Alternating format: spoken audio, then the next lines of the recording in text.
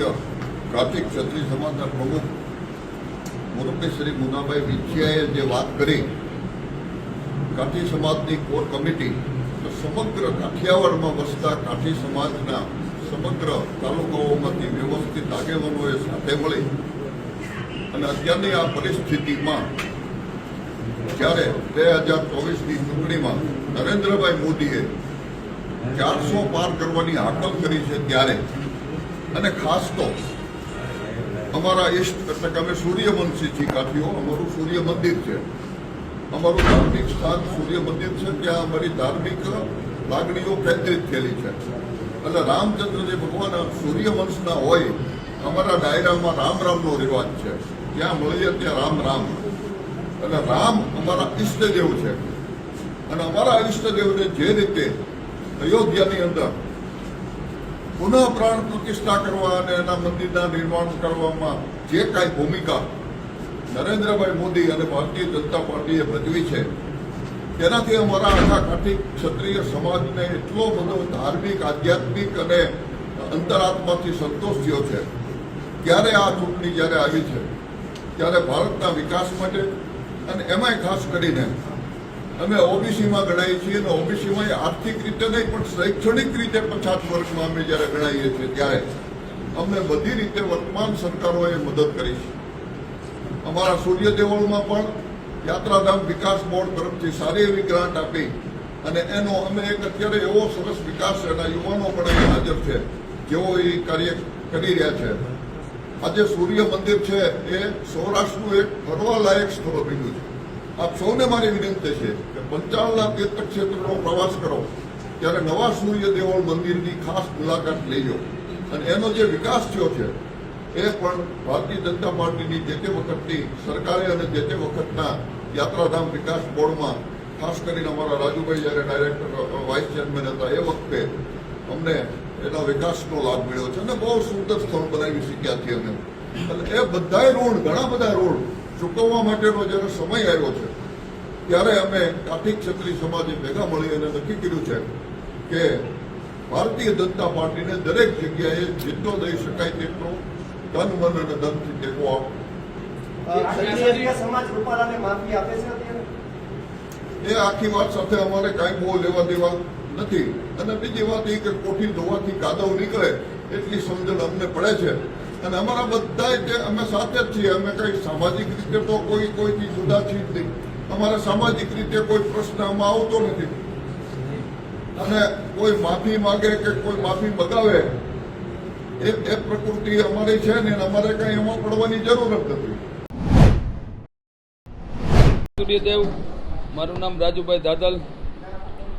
આજે જે અમારી કોર કમિટીની મિટિંગ મળી હતી એમાં અમારા સમાજના ગુજરાત પ્રદેશમાં જે કાઠી ક્ષત્રિય સમાજ બધા ભેગા થઈ અને મળી અને અમે ભારતીય જનતા પાર્ટી અને શ્રી નરેન્દ્રભાઈ મોદી સાહેબને આજે સંપૂર્ણ કાઠી સમાજ એમને સમર્થન આપે છે.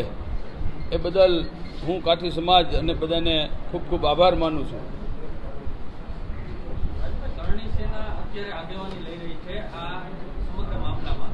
એમાં કરણી સેનામાં કાઠી દરબારો પણ છે, તેને લઈને શું કહેશો તમે? અમારે કાઠી દરબારનો તો આજે અમારે નિર્ણય લેવાઈ ગયો છે. એમને તમે ના પાડશો આ આંદોલનમાં જોડાવાનું? ના, એમને તો કઈ અમારે કોઈ, અમે તો બધા નિર્ણય અમારી જે સમાજ છે એના બધા ઓલ ઓવર જિલ્લા અને ઓલ ઓવરથી બધા આવી ગયા, બધા નિર્ણય લઈ લીધો છે અમારા સમાજનો પૂરેપૂરો, કાઠી ક્ષત્રિય સમાજનો.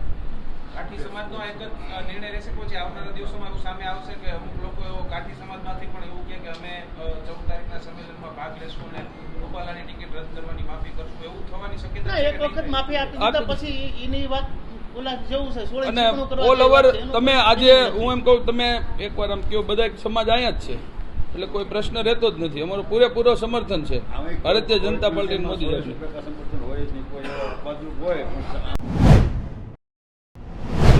અમારા તરફથી તો અમે કાઠી સમાજની કે આ જો બધા આગેવાનો છે અને કાઠી સમાજને અમારી વિનંતી છે અને કાઠી સમાજને અમે નમ્ર વિનંતી કરીએ છીએ અને કાઠી સમાજ સાથે જ છે. અમે બધા કાઠીઓ જે કાંઈ પ્રભુત્વ વાળો સમાજ છે અમારો, અથવા તો અમારા જે આગેવાનો છે એ બધાએ સાથે મળી અને લીધેલો નિર્ણય છે. આમાં નથી કોઈ અમારી માથે પ્રેશર, નથી કોઈ અમે કોઈના પ્રેશરમાં અમે નિર્ણય લીધો. પણ વર્તમાન પરિસ્થિતિમાં જ્યારે અમારે નિર્ણય લેવાનો થાય તો આ એક રાષ્ટ્રીય અને આંતરરાષ્ટ્રીય પ્રશ્ન છે. અને આ રાષ્ટ્રીય પ્રશ્ન હોય ને રાષ્ટ્રીય પ્રશ્નમાં નરેન્દ્ર મોદીનો જ્યારે સવાલ આવતો હોય ત્યારે અમારે બીજા બધાય પ્રશ્નોને ગૌણ માનીને અમારી ફરજમાં આવે છે. અને અમારો ઇતિહાસ પણ એ રહ્યો છે, કાઠીઓનો ઇતિહાસ પણ એ રહ્યો છે. અમે હિન્દુત્વની સાથે રહ્યા છીએ, અમે સનાતન ધર્મની સાથે રહ્યા છીએ અને અમે અત્યારે પણ હિન્દુત્વ અને સનાતન ધર્મની સાથે અને એના ધરોહરરૂપ નરેન્દ્ર મોદીની સાથે રહેવા માંગીએ છીએ. એમણે જે ઉમેદવારો ઉભા રાખ્યા હોય એને ટેકો આપવો એ અમારી નૈતિક ફરજ છે. સૌરાષ્ટ્ર અને ગુજરાતમાં કેટલા કાઠી સમાજના લોકો છે જે બીજેપી સાથે રહેશે અને ઉમેદવારને જીતાડવા માટે અમે કાયમ બીજેપી સાથે જ છીએ.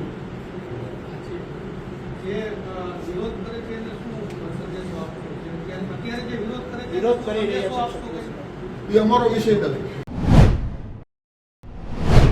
કોર કમિટીની મીટિંગ મળી, તેમાં વડીલોએ બધાએ નિર્ણય કર્યો કે માનની વડાપ્રધાન નરેન્દ્રભાઈ મોદીના સપોર્ટમાં એટલે કે રામ ભક્તને ભરેલો સૂર્યવંશી કાઠી ક્ષત્રિય સમાજ આધ્યાત્મિક ધાર્મિક મૂલ્યો અને ગુજરાતના ગૌરવની અસ્મિતા અને ખમીરી કુમારી અને શોભ્યના પ્રતિક ગુજરાતના પનોત પુત્ર શ્રી નરેન્દ્રભાઈ મોદીનો હાથ મજબૂત કરવાની વેળાએ સમગ્ર કાઠી ક્ષત્રિય સમાજ એક અવાજે વડાપ્રધાન શ્રી નરેન્દ્રભાઈ મોદી અને ભાજપની સાથે ખંભે ખંભો મિલાવીને સાથે છે.